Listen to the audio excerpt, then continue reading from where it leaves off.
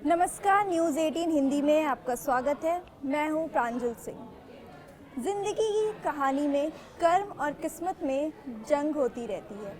कभी कर्म जीत जाते हैं तो कभी किस्मत जीत जाती है, लेकिन ज़िंदगी की कहानी में जीतने वाले को विजेता नहीं कहते हैं। विजेता वो कहलाता है जो कभी हार नहीं मानता, जो कभी ज़िंदगी की मुश्किलों के आगे अपने घुटने नहीं टेकता। परिस्थिति चाहे कोई भी हो, बस वो चलते जाता है और हार नहीं मानता। ये बेहद खूबसूरत लाइनें एक बेहद खूबसूरत फिल्म की है, जो अगले हफ्ते 19 सितंबर को सिनेमाघरों में दस्तक देने वाली है। आज इस फिल्म के निर्देशक, निर्माता और एक्टर हमारे साथ स्टूडियो में मौजूद हैं। डायरेक्टर राजीव, इसके राइटर संदीप और एक्टर हमारे साथ स्टूडियो में मौजूद हैं, जिनके साथ हम ढेर सारी बातें करेंगे। राजीव, संदीप और रवि भाटिया, आपका हमारे स्टूडियो में बहुत बहुत स्वागत है। Thank you. सबसे पहले मैं आपसे जानना चाहूँगी कि आमतौर पर हम देखते हैं कि जो बायोपिक बनती है वो किसी स्पोर्ट्स पर्सन पे बनती है या किसी एक्टर पे बनती है, लेकिन एक बिजनेसमैन पे एक बायोपिक बनाने का आपको ये ख्याल कैसे आया?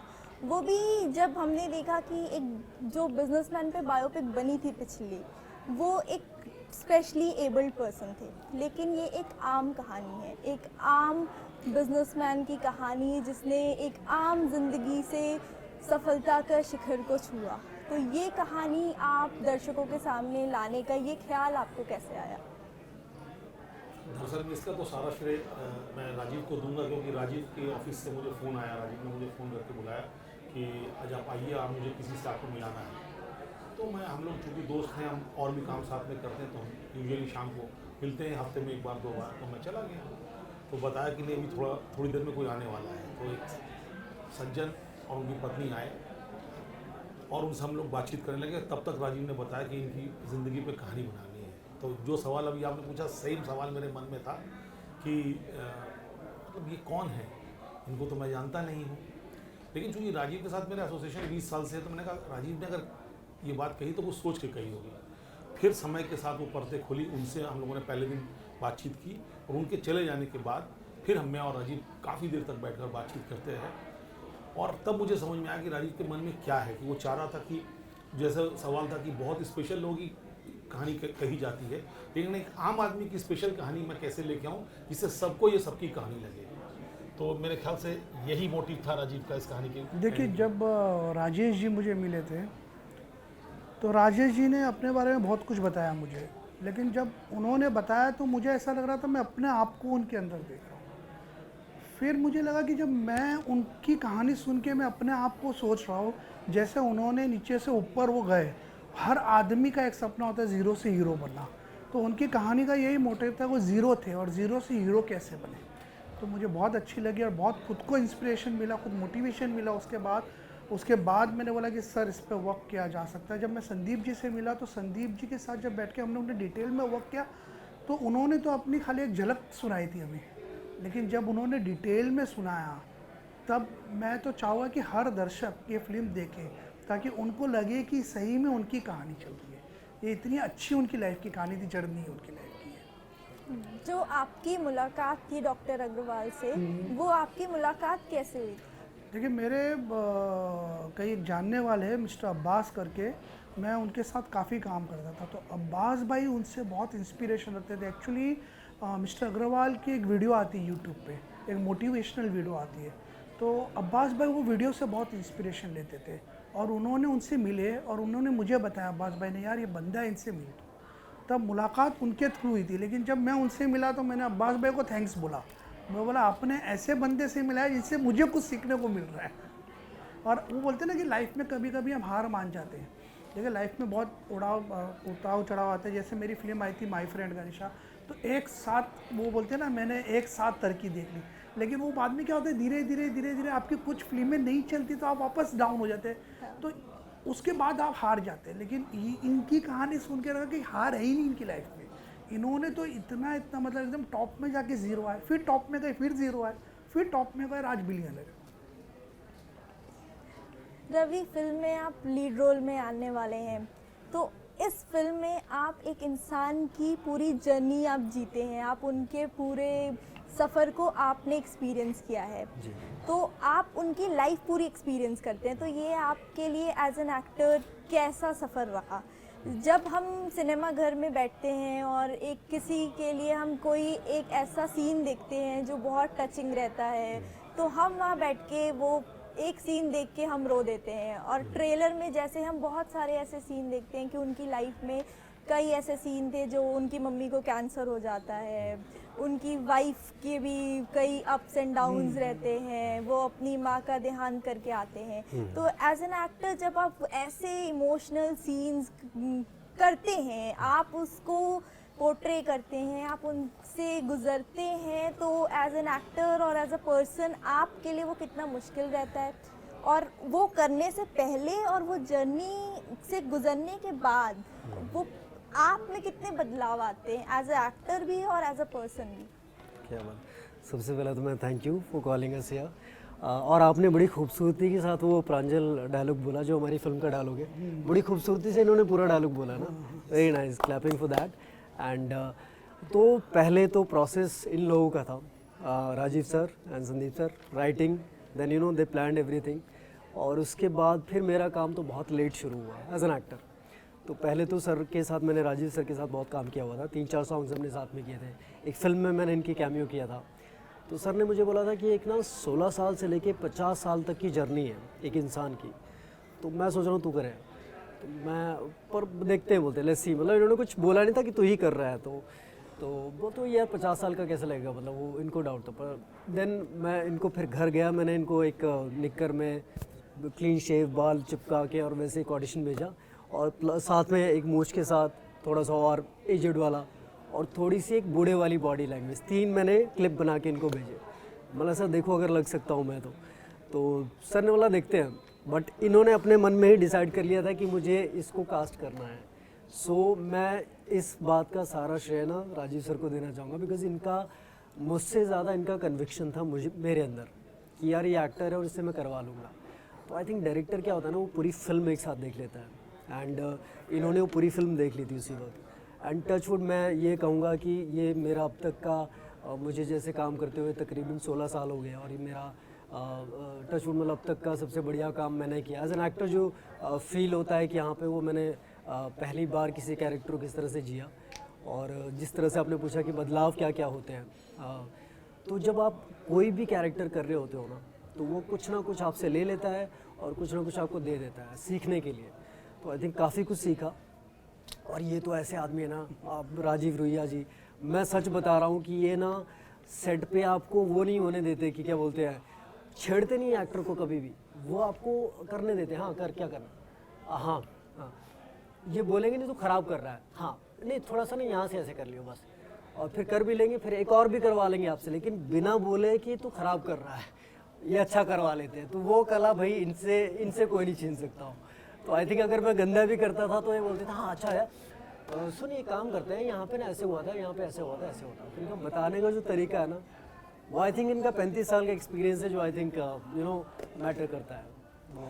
तो आप अगर इस कैरेक्टर को 3 शब्द, जो इस फिल्म में अगर आप 3 शब्द में कुछ कहना चाहें इस किरदार के बारे में?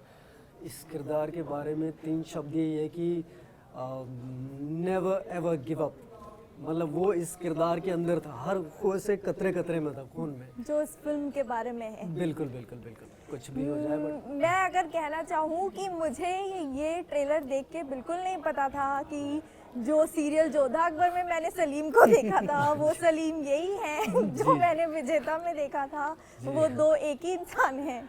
तो बिल्कुल आप बिल्कुल ही अलग लगते हैं, 2 दुनिया, 2 बहुत अलग, बड़ी कॉम्प्लीमेंट, 2 अलग दुनिया के 2 अलग लोग लगते हैं। जब तक मैंने गूगल नहीं किया था मुझे नहीं पता था कि वो सलीम ही ये विजेता के राजेश हैं। जी बिल्कुल, थैंक यू सो मच, वो मेरे लिए एक्चुअली कॉम्प्लीमेंट है, वो सारा श्रेय एक्चुअली डायरेक्टर को जाता है। जब हम बात कर रहे थे तो सर आपने बताया था कि वो बंगाल की कहानी जो आपने बनाई थी, बंगाल को आपने कैसे क्रिएट किया था, वो आप हमारे दर्शकों को भी प्लीज़ बताइए। देखिए बेसिकली इनकी जो लाइफ की जर्नी है ना, कलकत्ता से स्टार्ट होती है, और बाद में ये मुंबई आते हैं। तो हमें 70s के इरा में जाना था।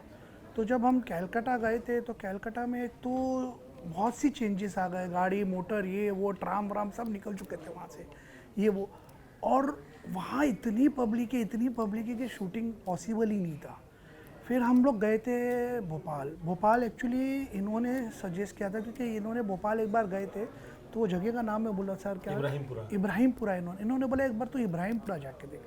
तो मैं इब्राहिमपुरा गया। तो इब्राहिमपुरा मुझे ऐसा लगा कि जो कहानी सोच रहे दिमाग में वो वही है, सिर्फ आप वहाँ से गाड़ी हटा दो, बस जो मॉडर्न गाड़ी वो हटा दो, बाकी वो एज इट इज़ आपको लगता है 70s के इरा में हम लोग आ गए। नहीं, उसमें एक चीज़ जोड़ता हूँ, तुम्हारा ननिहाल कलकत्ता का था, तुम 70s में ये जाया करते थे अपनी नानी के यहाँ, इनके दिमाग में कलकत्ता था। सर मैं कोलकाता से हूँ, तो मैं ये ज़रूर जानना चाहूँगी कि आप हावड़ा ब्रिज कैसे लेके आए? मैं आपको बताता हूँ क्या। देखिए पिक्चर वैसे मैं VFX का गाई हूँ। मैंने जब इंडिया की पहली फिल्म थी माय फ्रेंड गणेशा, जो कॉम्पोजिट एनिमेशन फिल्म थी, तो VFX का मुझे बहुत अच्छा नॉलेज है। तो जब मैंने वो सब लोकेशन देखा तो मुझे पता था कि मैं VFX में वहाँ हावड़ा खड़ा कर सकता हूँ, वहाँ पर बैकड्रॉप में आ सकता है हावड़ा, VFX में ट्राम आ सकता है वहाँ पर, वो सब क्रिएट किया गया पिक्चर के अंदर। लेकिन हमें वो क्रिएट करने के लिए भी एक लोकेशन चाहिए होता, तो वो लोकेशन हमें वहाँ मिल गया था। और मत पूछिए, वहाँ पर इतने सारे हमारे साथ हादसे हुए। मतलब एक मैं पिक्चर का एक कॉमेडी हादसा सुनाना चाहूँगा कि हम वहाँ शूटिंग कर रहे थे और कैलकाटा के ही हमने एक 2-3 वहाँ के थिएटर के एक्टर थे, थिएटर के एक्टर को हमने बंगाली गेटअप में बंगाली आर्टिस्ट बना के वहाँ पर शूटिंग करवाया। और शूटिंग के चलते शूटिंग के बीच में इतनी पुलिस आ गई कि हम लोग डर गए कि शूटिंग बंद करवाने आए।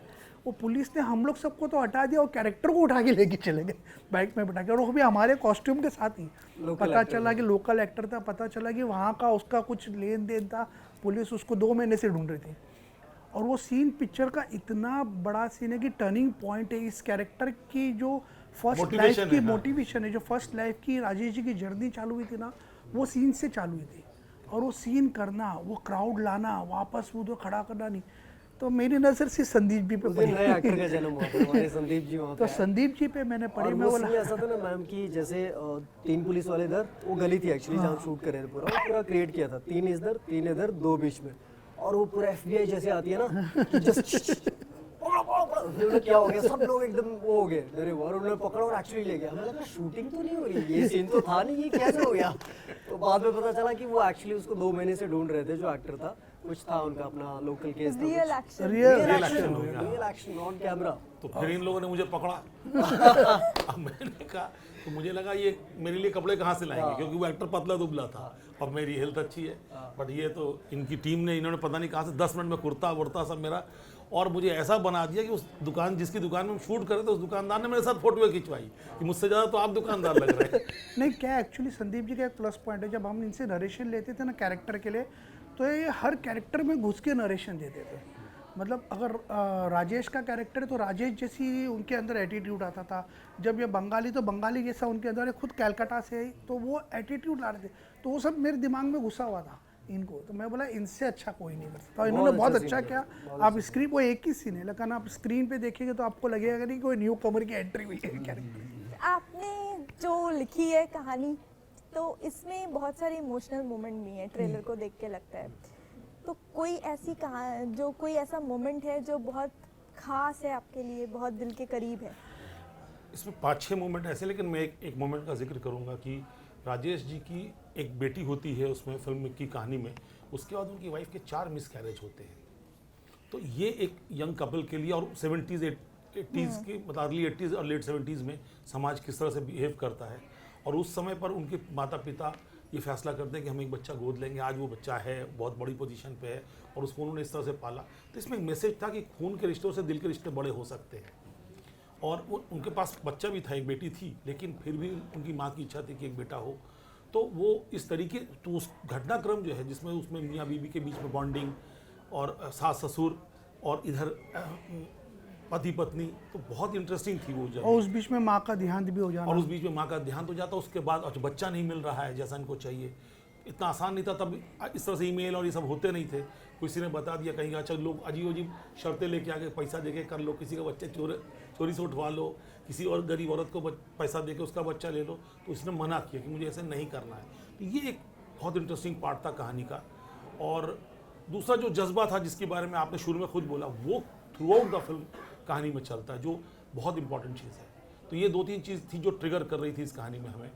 और सबसे मज़ेदार बात है कि कहानी को देखते हुए आपको ये लगेगा कि मैं फिल्म देख लगेगा, मैं सामने मेरे घटना ये घटित हो रही है, तो ये जो है इतना रियल लगेगा वो बहुत इंपॉर्टेंट है। तो उसकी गुंजाइश थी इस कहानी में, जिसको राजीव और उसकी टीम ने करके दिखाया।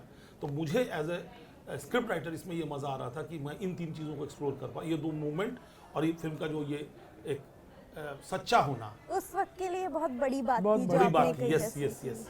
और प्लस क्या था, उसी बीच में उनकी जो खुद की पर्सनल जर्नी थी काम की, वो अप डाउन हो रही थी। हाँ, उसमें उतार चढ़ाव आ रहे थे। चढ़ा, और उस बीच में ये भी सब हादसे हो रहे थे। तो कैसे उन्होंने अपने आप को बैलेंस किया, संभाल के यस यस। और बैलेंस करने के बाद कैसे उनकी माँ का देहांत भी हुआ तभी भी, और ये भी वाइफ का भी मिसकैरेज चल रहा था, काम की भी गिरोती, तो वो सब चीज़ों को बैलेंस करके कैसा आदमी वापस ऊपर आया, खड़ा हो सकता वो है। बहुत इंपॉर्टेंट पार्ट था पिक्चर का। राजीव सर, जब बायोपिक बनती है, मतलब जितनी पिछली बायोपिक रही हैं, सब में एक ट्रेंड जैसा रहा है कि उनमें हमने बड़े चेहरे देखे हैं आमतौर पर, जैसा भी ले ट्रेंड रहा है। तो जितने बड़े चेहरे रहे हैं उनको लेकर ऐसा एक ये भी रहा है कि जब बड़े चेहरे रहते हैं तो उनकी तुलनाएं भी होती हैं। जैसे कपिल देव में हम रणवीर सिंह को कहते हैं कि रणवीर सिंह कपिल देव नहीं बन पाए, उसमें ढल नहीं पाए। तो क्या ये वजह रही है कि आप कोई बड़ा चेहरा नहीं लेना चाहते थे? देखिए, अगर मैं बायोपिक की बात करोगे ना, तो बायोपिक में ना आप धोनी और एक आधा बायोपिक ही सक्सेस हुई है जो फिल्मी चेहरा है। बाकी सारी, आप अजहर ले लोगे तो अजहर फ्लॉप है, आप कपिल ले लोगे कपिल, सचिन ले लोगे सचिन फ्लॉप है। ऐसी बहुत सी मैं बायोपिक गिना दूंगा जिसमें बहुत फेमस फेसिस है, लेकिन वो चली नहीं। क्या होता है, बायोपिक हम जिस कैरेक्टर को हम दिखाना चाह रहे तो लोग बाद में उसको गूगल में सर्च करते हैं। और अभी यहाँ पर अमिताभ बच्चन का कैरेक्टर है और मैं दिखा दूंगा देवानंद, तो वो पब्लिक भी बोलेगी कि ये मिसमैच बहुत गंदा है। तो हम लोग वो फेस ढूंढ रहे थे, जो फेस राजेश जी ने जो यंग से था उनका, और जो 50 के एज से था, वो फेस मिल रहा था। रवि मेरे दिमाग में था क्योंकि मैंने राजेश जी की यंग इमेज देखी थी, जो यंग इमेज थी ना उसकी दिमाग, तो मुझे बहुत ज़्यादा रवि दिमाग में था कि रवि को ले सकते। मैंने रवि को हिंट दे दिया था, लेकिन मुझे नहीं पता था कि ये इतना डिटेल में जाएगा। और इस डिटेल का जो हम लोग पे असर हुआ, वो प्रोड्यूसर पे भी वही असर हुआ। जब प्रोड्यूसर ने तीनों गेटअप देखा तो प्रोड्यूसर ने बोला कि I am seeing my self in this character. तो वो उन्होंने भी ऑब्जेक्शन नहीं उठाया कि नहीं मेरे को नहीं चाहिए, क्योंकि उनकी ऐसा नहीं है कि वो बड़े स्टार को, वो बहुत बड़े स्टार को ले सकते हैं, वैसा कुछ भी नहीं है। लेकिन उनको ऐसा लगा कि नहीं, मुझे मैं चाहिए स्क्रीन पे। तो उन्होंने ही खुद ने बोला नहीं, रवि इज़ द बेस्ट, और हम रवि को लेके करेंगे। उनको ये नहीं था कि मेरी फिल्म कल को थिएटर में एक स्टार बोलते ना लेके आए या नहीं आए, बोले मेरी फिल्म अगर पब्लिक देखेगी, उन्हें पसंद आएगी तो हिट हो जाएगी ऑटोमेटिकली। मेरी कहानी अगर सबको इंस्पिरेशन मिलेगा तो पब्लिक खुद देखने आएगी, उनका ये था। संदीप सर, आमतौर पे बायोपिक एक बड़ा रिस्क माना जाता है, तो अब आपका अगला मुकाम क्या होगा? अब आप क्या बनाना चाहते हैं इसके बाद? आपका मैं जिंदगी का विद्यार्थी हूँ, जीवन का जो है विद्यार्थी हूँ। तो जीवन की कहानियाँ कहनी है, जितने विचित्र तरह के या अलग तरह के कैरेक्टर्स मुझे मिलते हैं बहुत, और मैं बहुत घूमता हूँ। मैं हर वक्त जो है एसी गाड़ियों में नहीं घूमता हूँ, मैं पब्लिक ट्रांसपोर्टेशन में ज़रूर महीने में कुछ दिन, जैसे हमारे मुंबई में मेट्रो चलती है, दिल्ली भी जब मैं आता हूँ तो मैं यहाँ पर स्ट्रीट फूड खाता हूँ। यहाँ पर मैं दिल्ली में पहले, बॉम्बे जाने से पहले 3 साल रह चुका हूँ, तो और मैं जर्नलिस्ट था और लॉयर था यहाँ पर, तो इसलिए मुझे तो बहुत सारी चीज़ें देखने को मिलती हैं। उनमें से मैं कुछ ना कुछ ढूंढता रहता हूँ, और मेरे पास बहुत अच्छे दोस्त हैं, मेरे जो डायरेक्टर्स हैं। वैरायटी के शौकीन हैं आप? जी, तो बिल्कुल, तो आपको अब आगे भी ऐसी इंटरेस्टिंग कहानियाँ मिलेंगी देखने को। रवि, आप सीरियल कर चुके हैं, फिल्में कर रहे हैं, और ओटीटी का क्या ख्याल है आपका? मैंने OTT पे किया है, कुछ काम किया है, 2 सीरीज़ की है। एक मैं गैंगस्टर की बायोपिक की थी मैंने, उसमें मैं फुल ऑन गैंगस्टर बना था, गोली वोली चला रहा हूँ, फुल रॉडी एकदम। तो वो भी बायोपिक थी, वो काफ़ी अच्छी, उस पर व्यूज़ आए थे, उनका 40 मिलियन व्यूज़ गए थे। अब हम आपको अगले किस प्रोजेक्ट में देखें? अभी मैं एक फ़िल्म की है जो कि हिमाचल में फिल्म की है, उसमें भगवान शिव का एक शिवांश मतलब अवतार होता है उस तरह, वो बाद में बात करेंगे जब उसके टाइम पे आएंगे फिर कभी। बिल्कुल बिल्कुल। अब तो आज यहाँ आने के लिए और हमारे लिए वक्त निकालने के लिए आप लोगों का बहुत बहुत शुक्रिया। आपका बहुत बहुत धन्यवाद। Thank you. Thank you Pranjal, thank you very much. जिंदगी अक्सर इंसान की परीक्षा लेती है। उस परीक्षा में कभी हम पास होते हैं तो कभी फेल। 19 सितंबर को आप भी सिनेमा घरों में जाइए और देखिए कि विजेता आपकी परीक्षा में पास होती है या नहीं। और बाकी ऐसी ओरिजिनल कंटेंट के लिए न्यूज़ 18 पर वापस लौट आइए। धन्यवाद। Thank you.